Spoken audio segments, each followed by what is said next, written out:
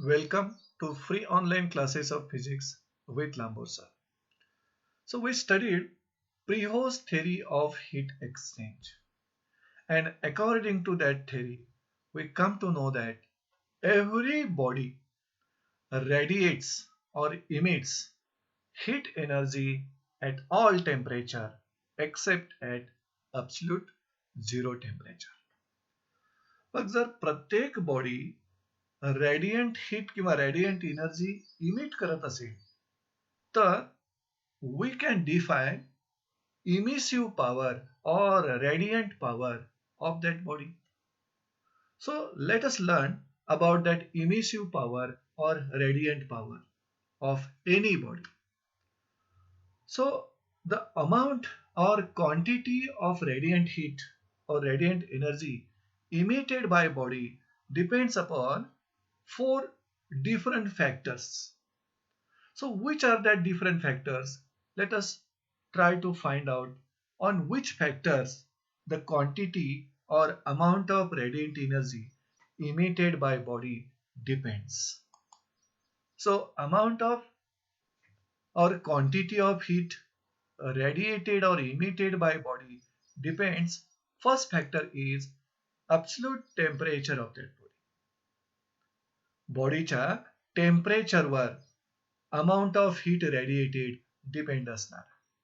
Second, nature of that body, म्हणजेच त्या नेचरमध्ये material as well as nature of surface, म्हणजे तो सरफेस पॉलिश्ड आहे, रफ आहे की स्मूथ आहे. That nature of that surface will decide the amount or quantity of heat radiated by that body.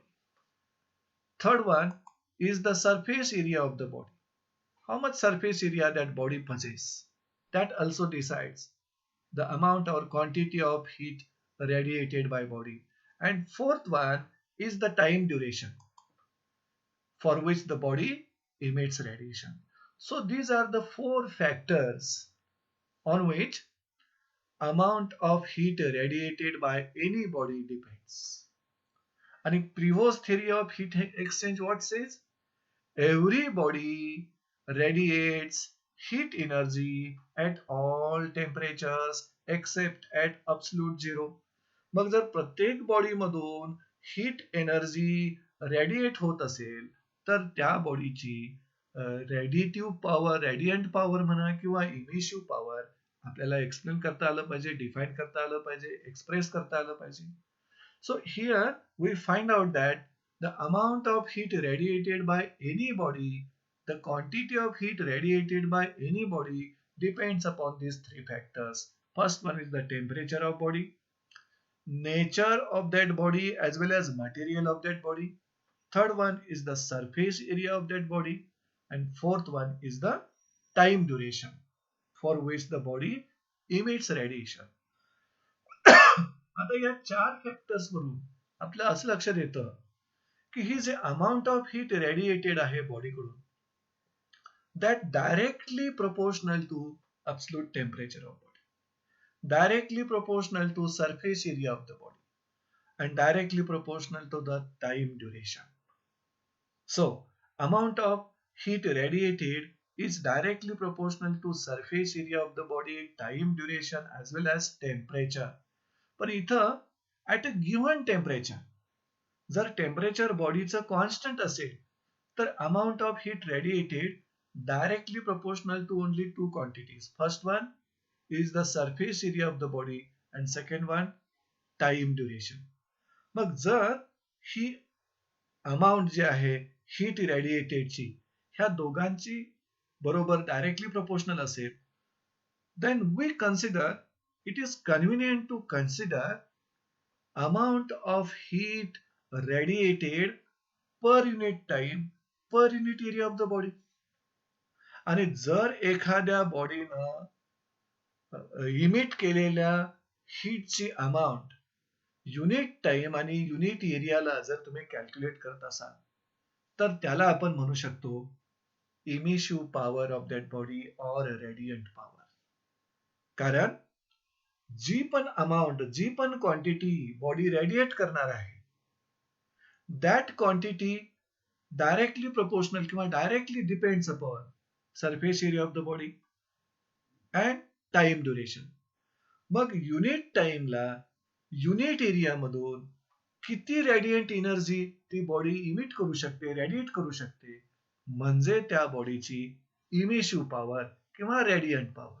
Therefore, it is convenient to consider the quantity of heat radiated per unit time per unit area of that body. आणि या quantity of हीटला आपण म्हणू शकतो emissive power और radiant power of that body. So we can define now emissive power और radiant power of any body, which is nothing but the amount of heat or quantity of heat emitted per unit time per unit area by the body at given temperature. कारण इथं टेम्परेचरचा आपण उल्लेख केला पण directly proportional term मध्ये त्याला आपण घेतला नाही. याचा अर्थ बॉडीचं टेम्परेचर कॉन्स्टंट आहे असं आपण मानतोय. So let us try to define emissive power और radiant power of any body. So definition of this emissive power will be like this. Amount of radiant energy किंवा radiant heat म्हणता येईल आपल्याला emitted by body per unit time per unit surface area of the body at a given temperature is called emissive power or radiant power. म्हणजे that body is maintained at constant temperature. मग त्या बॉडीच्या unit area मधून unit टाइमला amount of radiant energy जी काय radiate होणार आहे, इमिट होणार आहे, त्याला त्या बॉडीची इमिशिव्ह पॉवर असं म्हणायचं, असं या डेफिनेशनचा मिनिंग येतो. So let us read once again the definition. Amount of radiant energy emitted by body per unit time per unit surface area of the body at a given temperature. That is its emissive power or radiant power. So let us find the expression for that emissive power. आता या body मधून जी total amount of radiant energy जी काय radiate होणार आहे, emit होणार आहे, that will be taken as a Q, capital Q. See here, Q. This is the amount of radiant energy emitted by that body. आणि त्या बॉडीचा सरफेस एरिया जो असेल तो सरफेस एरिया म्हणजे आपण कॅपिटल ए समजूया. या टोटल सरफेस एरिया मधून this amount of radiant energy is emitted by the body. आणि ह्या रेडियंट एनर्जीच्या इमिशन साठी जो टाइम ड्युरेशन लागला तो आपण टी समजूया. The time duration of radiant energy emitted by body. Then according to the definition of emissive power, emissive पॉवरच्या definition नुसार एखाद्या बॉडीची इमिशिव्ह पॉवर किंवा radiant power of a body at a given temperature is nothing but amount of heat energy किंवा radiant energy emitted per unit time per unit area. It is given by R equal to Q upon At. R म्हणजे emissive power साठी किंवा radiant power साठी आपण letter use करताय. And this is what, this is amount of radiant energy emitted by body per unit time per unit area at a given temperature. So this is the formula for, this is the expression for emissive power or radiant power of any body. आता या फॉर्म्युल्यावरून त्याची units आणि dimensions आपण produce करू शकतो. इथं this is nothing but amount of radiant energy म्हणजे Q हा एनर्जीचा फॉर्म आहे. त्यामुळे एसआय युनिट जर तुम्हाला प्रोड्यूस करायचं असेल रेडियंट पॉवरचं तर क्यूचं एसआय युनिट जूल येणार एनर्जी असल्यामुळं, एरियासाठी मीटर स्क्वेअर येणार आणि टाइमसाठी सेकंड येणार. म्हणजे SI unit of radiant power will be the joule per metre square second. पण तेच एसआय युनिट आपण वॅट पर मीटर स्क्वेअर कसं लिहिले? आपल्याला माहिती आहे watt is the SI unit of power and 1 watt equal to 1 joule upon 1 second. मग इथलं जूल अपॉन सेकंड साठी तुम्ही वॅट लिहिलेला आहात. So watt per metre square. जर एसआय युनिट तुम्हाला माहिती होत असेल तर त्यावरून CGS unit easily find out करू शकतो. Instead of joule you can write erg, instead of metre you can write centimetre, and time will be as it is. So CGS unit of radiant power, erg per centimeter square second. Now, from this unit, you can produce the dimensions also. Joule म्हणजे एनर्जीची dimensions काय येणार? M1, L2, T-2. आणि metre square साठी dimensions काय येणार? L2. आणि second साठी डायमेन्शन्स T1 येणार. मग जर तुम्ही न्यूमरेटर आणि डिनॉमिनेटर मधील डायमेन्शन्स बॅलन्स केलात तर तुम्हाला final dimensions of emissive power will be L0. कारण एनर्जीच्या डायमेन्शन मध्ये L2 होतं आणि डिनॉमिनेटरला पण L2 आहे. सो L0, M1 आणि T-3, कारण का हा जो सेकंडचा T आहे तो न्यूमरेटरला येऊन -1 झाला, -3. So in this way, we define emissive power, we express emissive power, and we find out the units and dimensions of emissive power. आणि ही जी emissive power आहे ती कोणत्याही बॉडीची म्हणजे ऑर्डिनरी बॉडीची आहे. So let us define emissive power of perfect black body. See here, emissive power किंवा radiant power of perfect black body. इथं सिम्बॉल सेमच यूज केलेला आहे, कॅपिटल आर, पण सफिक्स बी यूज केलाय, म्हणजे इथं this is emissive power for perfect black body. आता डेफिनेशन मध्ये काय फारसा बदल होणार नाही. कोणत्याही बॉडीची इमिशिव्ह पॉवर म्हणजे ऍट अ गिव्हन टेम्परेचर त्या बॉडीनं amount of radiant energy emitted in unit time through unit area. त्यामुळे डेफिनेशन मध्ये काही बदल होत नाही. फक्त एनी बॉडी म्हणण्याऐवजी आपल्याला म्हणावं लागेल perfect black body. You can see the definition of emissive power of perfect black body. See here, the amount of radiant energy emitted by perfectly black body. See here, not only body, perfect black body per unit time, per unit surface area of the body at a given temperature is called emission power or radiant power of perfect black body. म्हणजे definition मध्ये आपल्याला काहीही फारसा फरक दिसत नाही. त्यामुळं त्याचा जो फॉर्म्युला तुम्हाला लिहायचा आहे इमिशिव्ह पॉवर ऑफ परफेक्ट ब्लॅक बॉडीचा, त्या फॉर्म्युलामध्ये फक्त आर न लिहिता आर बी असं लिहायला पाहिजे, कारण ब्लॅक बॉडीसाठी. So that emissive power is given by R B equal to Q/80. Q/80 येणारच, कारण का डेफिनेशन सेम आहे. So in this case we know that at a given temperature, जर आपण टेम्परेचर सेम मेंटेन केलं, कुणाचं? ऑर्डिनरी बॉडीचं आणि परफेक्ट ब्लॅक बॉडी. आपल्याला माहिती आहे ऑर्डिनरी बॉडी आणि परफेक्ट ब्लॅक बॉडी ह्या दोघांची ऍब्सॉर्प्टिव्ह पॉवर डिफरंट आहे, आपल्याला माहिती आहे. Perfect black body completely absorb the radiant energy incident on it. That's why coefficient of absorption is 1 for perfect black body. पण ऑर्डिनरी बॉडीचा कोएफिशियंट ऑफ ऍब्सॉर्प्शन हा लेस दॅन 1 आहे. इथं आपण दोघांच्या इमिशिव्ह पॉवर विषयी डिस्कशन करूया. At a given temperature emissive power of perfect black body greater than emissive power of any given surface, that is ordinary body. आणि असं असणारच आहे.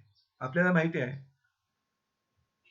Good absorber of heat are always good emitters of heat आणि poor absorbers are always poor emitters. मग जर perfect black body good absorber असेल, it should be good emitter. आणि ordinary body poor absorber असेल तर पुअर इमिटर असणार.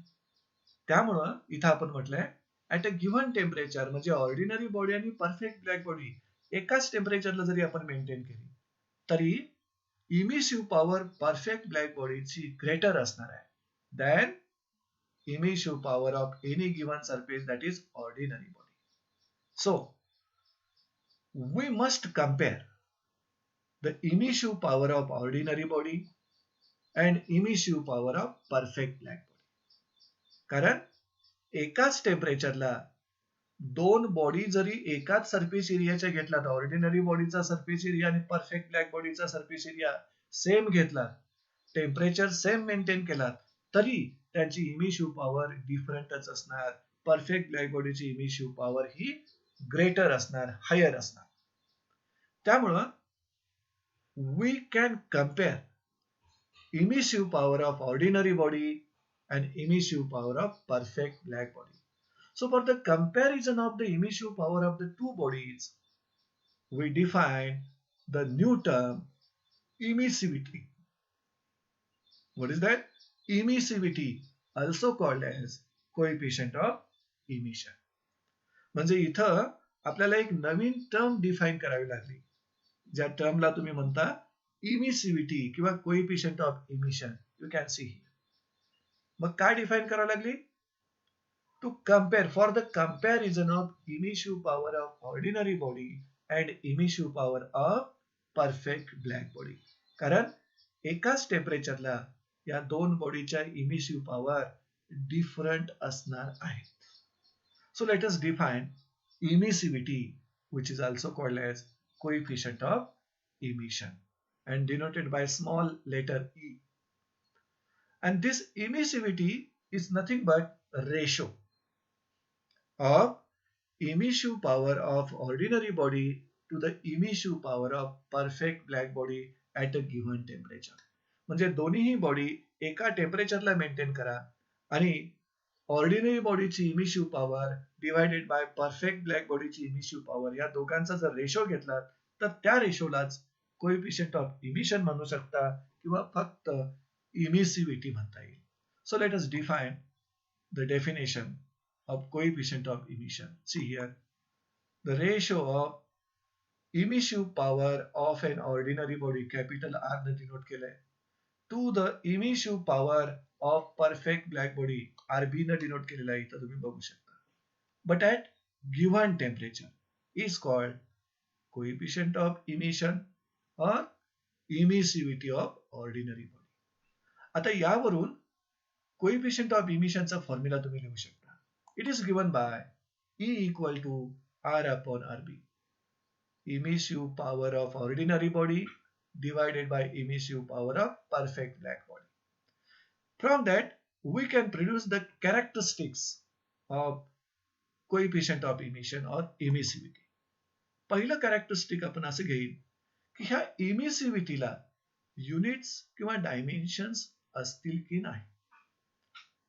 See here, emissivity is the ratio of two similar quantities. Emissive power of ordinary body upon emissive power of perfect black body. आणि जर इमिसिव्हिटी हा ratio असेल तो similar क्वांटिटीचा, तर याला युनिट असणार नाही, सोबत डायमेन्शन्स पण असणार नाही. त्यामुळे पहिली कॅरेक्टरिस्टिक याची असेल, it is unitless and dimensionless quantity. Second characteristic मध्ये आपण असं म्हणू शकतो, जर परफेक्ट ब्लॅक बॉडीचा कोएफिशियंट ऑफ ऍब्झॉर्प्शन 1 असेल, तर कोएफिशियंट ऑफ इमिशन किती असेल त्याचा? कारण परफेक्ट ब्लॅक बॉडीचा कोएफिशियंट ऑफ रिफ्लेक्शन आणि कोएफिशियंट ऑफ ट्रान्समिशन 0 असणार आहे, कारण कंप्लीट रेडिएंट एनर्जी ऍब्झॉर्ब करणार परफेक्ट ब्लॅक बॉडी. मग गुड ऍब्झॉर्बर ऑलवेज गुड इमिटर्स, मग त्याचा कोएफिशियंट ऑफ ऍब्झॉर्प्शन 1 असणार, त्याचा कोएफिशियंट ऑफ इमिशन पण 1च असणार. So emissivity of perfect black body is also equal to 1. Second characteristic. For perfect black body, emissivity equal to 1. कुठल्या आधारे, कुठल्या प्रिन्सिपलने हे आपण घेतलं? Good absorbers of heat are always good emitters. आता परफेक्ट रिफ्लेक्टिंग बॉडीचे इमिसिव्हिटी किती असेल बघू आपण. आपण स्टडी केलाय परफेक्ट रिफ्लेक्टिंग बॉडी, जेवढी पण रेडिएंट एनर्जी त्या बॉडीवर इन्सिडेंट होईल, all the radiant energy will be reflected back. No absorption, no transmission. म्हणजे कोएफिशियंट ऑफ रिफ्लेक्शन 1 असणार आणि ऍब्सॉर्प्शन आणि ट्रान्समिशन कोएफिशियंट 0 असणार. याचा अर्थ ऍब्सॉर्बच केलं नाही तर इमिट काय होणार? That's why for perfect reflecting body, for perfect reflector you can say emissivity equal to 0. आणि जर या दोघांच्या व्यतिरिक्त बॉडी असतील, म्हणजे ऑर्डिनरी बॉडी असेल, म्हणजे जी परफेक्ट रिफ्लेक्टर पण नसणार आणि परफेक्ट ब्लॅक बॉडी पण नसणार. त्याच्यासाठी मात्र इमिसिव्हिटीच्या व्हॅल्यूज या दोघांच्या बिटवीन असतील. ह्या दोन एक्स्ट्रीम व्हॅल्यूज झाल्या. 0 परफेक्ट रिफ्लेक्टरसाठी, 1 परफेक्ट ब्लॅक बॉडीसाठी. मग फॉर ऑर्डिनरी बॉडीसाठी emissivity will be greater than 0 and less than 1. आता ही इमिसिव्हिटी कुणावर डिपेंड आहे हे आपण पुढच्या 2 कॅरेक्टरिस्टिक मधून समजून घेऊया. जर आपल्या समोरचा सरफेस रफ असेल तर तो गुड ऍब्झॉर्बर असतो आणि तोच सरफेस पॉलिश्ड किंवा स्मूथ असेल तर तो गुड रिफ्लेक्टर असतो. Then for rough surfaces emissivity has larger value. आणि जर तो सरफेस स्मूथ किंवा पॉलिश असेल तर त्या इमिसिव्हिटीची व्हॅल्यू स्मॉलर असणार. You can C fifth characteristic here. Emissivity is larger for rough surfaces. का? Rough surfaces are good absorber, so they are good emitters. But smaller for smooth and polished surfaces. कारण smooth आणि polished surfaces are bad absorbers, but good reflectors. मग जे bad absorbers असणार ते bad emitter पण असणार आहे. त्यामुळे त्यांच्यासाठी स्मूथ आणि पॉलिश्ड सर्फेसेस साठी इमिसिव्हिटी स्मॉल असणार. आणि सिक्स्थ कॅरेक्टरिस्टिक मध्ये this emissivity depends upon temperature and wavelength of incident radiation. So see here, emissivity also varies with temperature and wavelength of incident radiation. म्हणजे इन्सिडेंट रेडिएशनच्या टेम्परेचर नुसार आणि wavelength नुसार emissivity of body also varies. So in this way, in this lecture, we discussed emissive power or radiant power of ordinary body as well as perfectly black body. And finally, to compare the emissive power of ordinary body and perfect black body, we define a term called as emissivity, which is also called as coefficient of emission. And its definition, coefficient of emission ची definition, त्याचा formula आणि characteristics of coefficient of emission we have listed here. So with this, we will end this lecture. Thank you, friends.